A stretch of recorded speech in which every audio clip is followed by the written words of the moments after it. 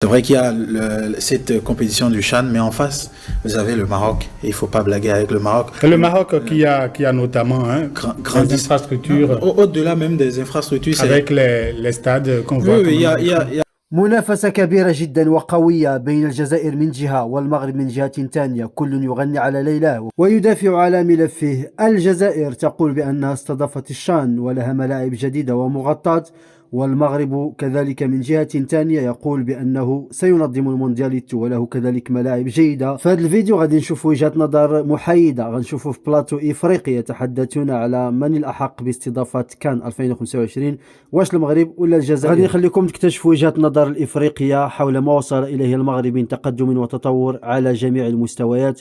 ما تنساوش تدعموا الفيديو باللايك باش يوصل أكبر عدد من المتابعين، وتشتركوا في القناة باش يوصلكم كل جديد، وشكرا لكم. Déjà, il y a deux adversaires de taille qui se dégagent dans le lot de cette dizaine de nations. Nous avons l'Algérie.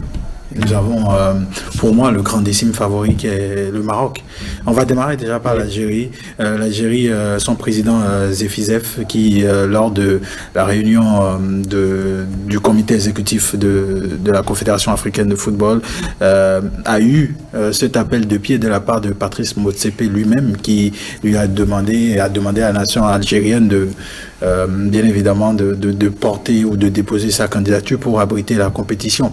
Et après, on l'a eu lors du tirage du CHAN 2022, CHAN Total Énergie 2022, qui va se dérouler à Alger, qu'on a eu quelques heures après quand même cette candidature-là de la nation algérienne, qui, leur président a dit qu'il y a un certain nombre d'efforts qui a été fait au niveau des infrastructures. Mais est-ce que le fait que l'Algérie organise le CHAN ne peut pas être un avantage? Un avantage. J'allais dire, parce qu'ils nous ont parlé, comme argument, il a parlé des infrastructures, il a parlé des efforts consentis par le gouvernement. C'est vrai qu'il y a cette compétition du CHAN, mais en face, vous avez le Maroc. Et il ne faut pas blaguer avec le Maroc. Le Maroc qui a notamment des infrastructures. Au-delà même des infrastructures. Avec les stades qu'on voit. Oui, au-delà des infrastructures, c'est tout un projet de développement qui est mis en place depuis 2014 par son président Fouzi Lekdja, le président de la Fédération royale marocaine de football, qui a mis un processus. Figurez-vous que le football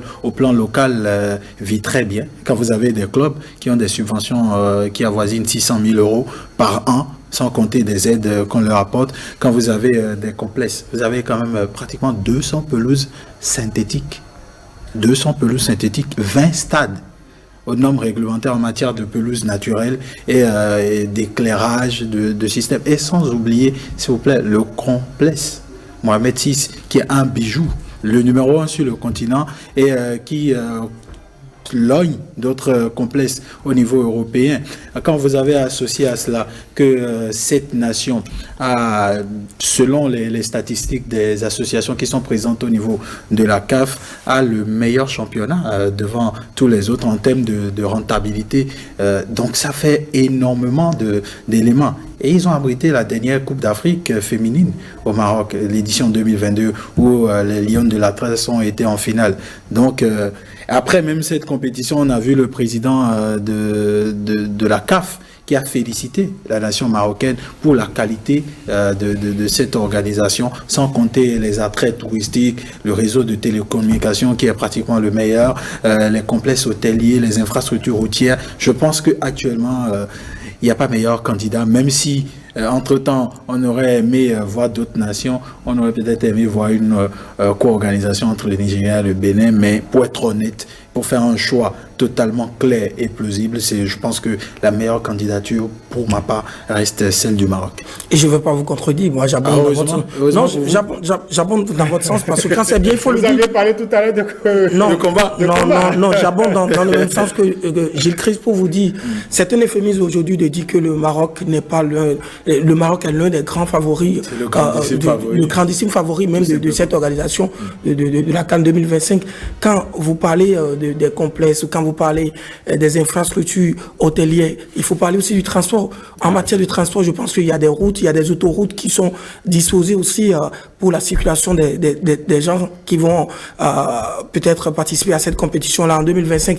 Et au-delà de cela, le Maroc a déjà commencé par poser des actes. Aujourd'hui, en matière de coopération, je pense que la Fédération royale marocaine fait partie de ces fédérations-là qui, quand même, sont à féliciter parce que le Maroc a noué plusieurs partenariats avec des fédérations africaines. Bien sûr. Et parmi ces fédérations, il y a la fédération, je pense la fédération du Burkina Faso. Le Bénin également, qui a reçu 1000 ballons de la fédération. Il y a des ballons qui sont d'ici, il y a des ballons qui sont donnés, il y a des équipements qui sont donnés par cette fédération-là. Donc c'est pour vous dire, et aussi, au niveau d'organisation de compétition, le Maroc accompagne certains pays africains.